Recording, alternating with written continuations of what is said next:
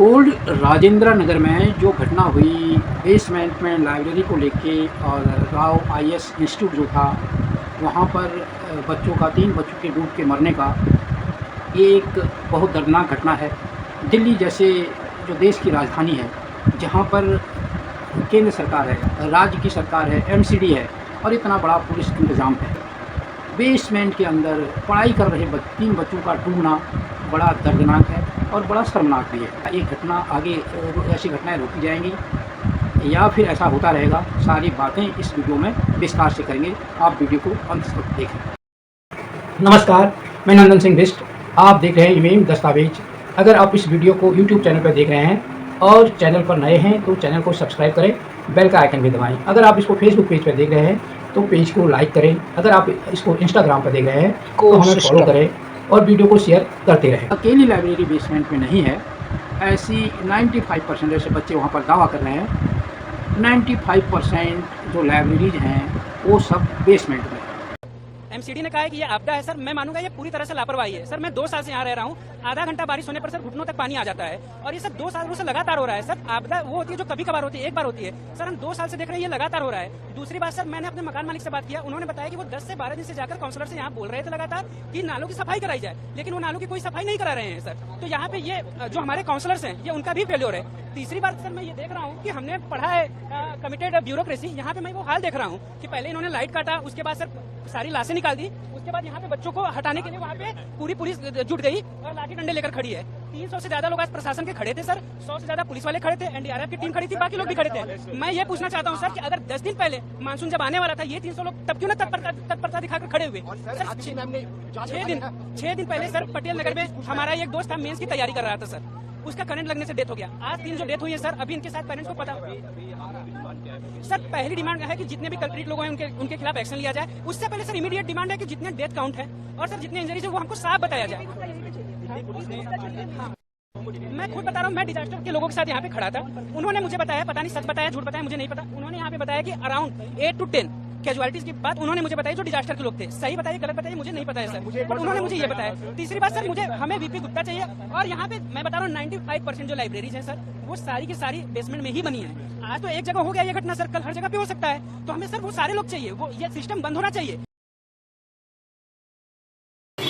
इसका ये मोटो था कि यहाँ पे जो पढ़ने वाले विद्यार्थी हैं उनके जीवन के साथ कोई खिलवाड़ ना हो सके। और दूसरा, मैंने राव आईएएस की बेसमेंट की कंप्लेंट की थी, क्योंकि बेसमेंट में सामान्यतः कक्षाएं संचालित करना, बच्चों को बिठाना, भीड़ इकट्ठी करना मतलब एनओसी नहीं रहती है। तो इस संबंध में मैंने कंप्लेंट की थी, शायद प्रशासन इस पर कुछ अपना कदम उठाता तो ये दुर्घटना नहीं होती आज। मैंने 26 जून को कंप्लेंट की थी। मैंने पब्लिक ग्रीवियंस पोर्टल के माध्यम से केंद्र सरकार को और उसके बाद केंद्र सरकार के माध्यम से यहाँ राज्य सरकार और निगम कमिश्नर वगैरह सब पे आती है ऊपर से ही।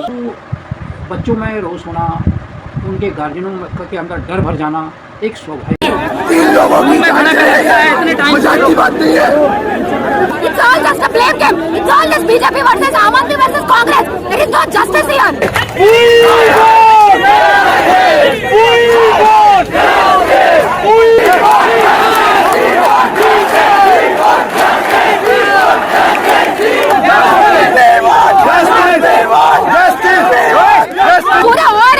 आपकी बेसमेंट में लाइब्रेरीज मिलेंगे, बीचेस मिलेंगे, फूड कोर्ट्स मिलेंगे, तो कितने लोग और मरेंगे?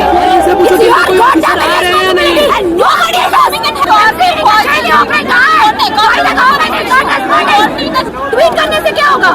The people have died. You got up, you are not responsible for it. MCD commissioner को हम लोग उनसे बात करेंगे। एमसीडी कमिश्नर चाहिए हमें अभी आप अपने ऊपर बोल दीजिए, एमसीडी कमिश्नर को यहाँ भेजिए। 3 लोगों की मजाक की बात नहीं है। And why did anybody from any political party, any corporation did not respond? There are more than 3 students. Obviously there are more than 3. We have only 3. Why there is no response abhi tak? Are we CPG is coming in on a basis and we are not creating any drama? They are coming in on our pictures. They are laughing on our faces. They are laughing on us. My demand is to actually tell them the number of casualties, what exactly happened, and everybody is accountable. We are not idiots. We are fellow aspirants. We are here to serve the country. You got them killed us.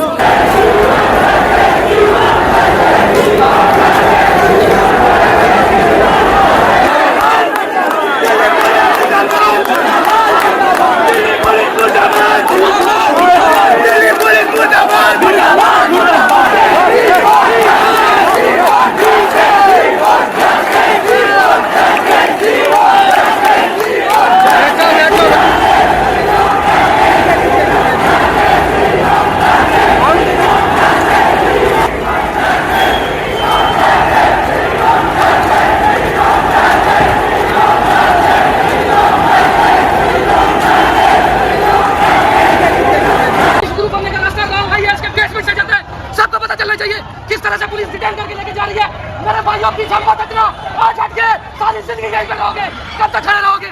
ये देखो media वाले, ये देखो कैसे लेके जाया जा रहा है। अरे पीछे देखो, मेरा किसी देख रहे हो? किसी की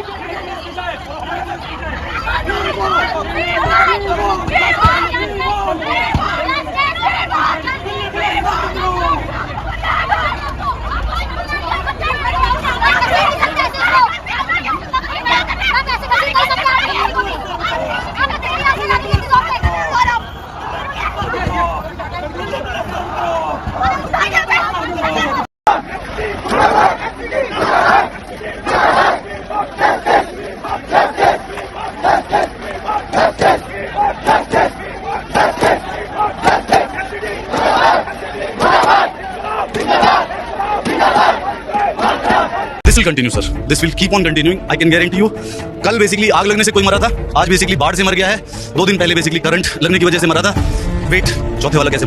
बहुसंख्यक वर्ग है वो आज राजनीतिक हो गया है और राजनीतिक दलों में बटा हुआ है और उसकी प्रतिक्रिया उसी तरह की राजनीतिक आ रही है। जब बात करें दिल्ली की, दिल्ली में इस बार सौभाग्य से ही कहो कि राज्य सरकार आम आदमी पार्टी की, एमसीडी में आम आदमी पार्टी और केंद्र में भारतीय जनता पार्टी। पहले क्या होता था कि केंद्र और एमसीडी में भारतीय जनता पार्टी होती थी, राज्य में आम आदमी पार्टी होती थी। कोई भी घटना होती थी आम आदमी पार्टी ये कह देती थी कि ये तो एमसीडी का काम था, ये केंद्र का काम था, हमारा नहीं है, इसलिए घटना हुई। अब बीजेपी कह रही है कि ये तो एमसीडी का था, ये दिल्ली सरकार को देखना चाहिए था, हमारा नहीं है। दूसरी ओर जब दिल्ली सरकार कोई निर्णय लेती है, किसी अधिकारी को अपॉइंट करती है, किसी का चयन करती है, तो उसमें केंद्र सरकार आड़ी आ जाती है।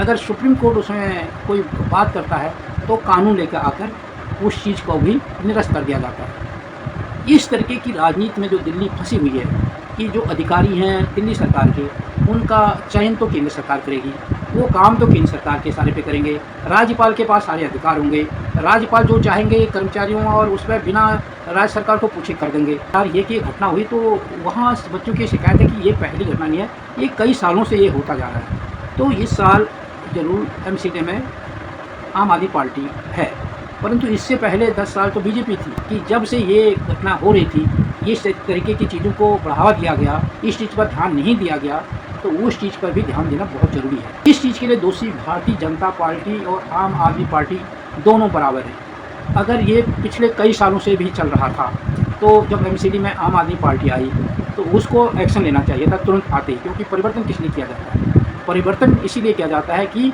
जो इस पार्टी में या इस सरकार ने नहीं किया, जिससे नाखुश थे, वो आने वाली सरकार करे। और अगर वो प्रदर्शन कर रहे हैं तो उनको उनसे पूछना चाहिए, अपने वो से बड़े नेताओं से, कि आखिर जब हमारी सरकार थी तब ये चीज़ें क्यों नहीं सुधारी गई। अब आई बात पुलिस के ऊपर। जब कोई आदमी, एक गरीब आदमी कहीं पर ठेला लगा देता है, कहीं पर थोड़ा सा वो करने की कोशिश करता है, अवैध जिसे कह सकते हैं, तो पुलिस जाकर उस पर डंडा बरसाना शुरू कर देती है, उस पर लात मारना शुरू कर देती है, तरह तरह के उसको परेशान करना शुरू कर देती है। पर जब ये बेसमेंट में लाइब्रेरी चला रहे थे और जिसको अप्रूवल नहीं थी, तो फिर पुलिस क्या कर रही थी? अब क्या छात्र प्रदर्शन कर रहे हैं, उसको लेकर उन पर लाठियाँ भांची जा रही हैं। छात्रों के साथ खड़ा होने के बजाय जो राजनीतिक पार्टियों के समर्थित संगठन हैं, वो दूसरे राजनीतिक पार्टियों के कार्यालय पर जाकर ताकि प्रदर्शन कर रहे हैं।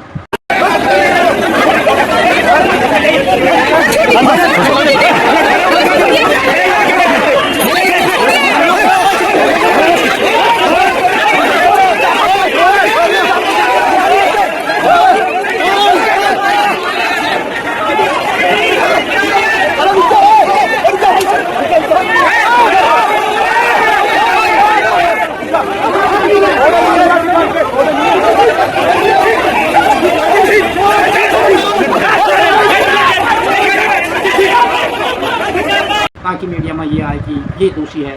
मतलब अब केवल ये हो रहा है कि इस पार्टी और उस पार्टी पर दोष मरने की कोशिश हो रही है। और छात्र ही कह रहे थे कि अगर जो हाथरस में कांड हुआ, जिसमें 100 से ज़्यादा लोगों की मौत होगी, वो कुछ दिन मीडिया में छाकर गायब हो गया, तो ये मुद्दा जो इसमें कुछ छात्रों की डूबने से मौत हो गई, ये कुछ दिन मीडिया में हल्ला गुल्ला होगा, फिर ये सारा गायब हो जाएगा, फिर एक नया मुद्दा इनके पास आ जाएगा और जनता रोज ऐसी ही मरती रहेगी, बेवकूफ़ बनती रहेगी। इन सब बातों में लेकर आपकी क्या राय है, आप अपने टिप्पणी में जरूर लिखना। अगर आपको हमारी वीडियो पसंद आई हो तो इसे लाइक करें और ज्यादा से ज्यादा शेयर करें ताकि बाकी लोगों तक भी ये जानकारी पहुंच सके। हमारे चैनल को सब्सक्राइब करना बिल्कुल ना भूलें और हमारी वीडियोस को सबसे पहले देखने के लिए बेल आइकन को भी जरूर प्रेस करें।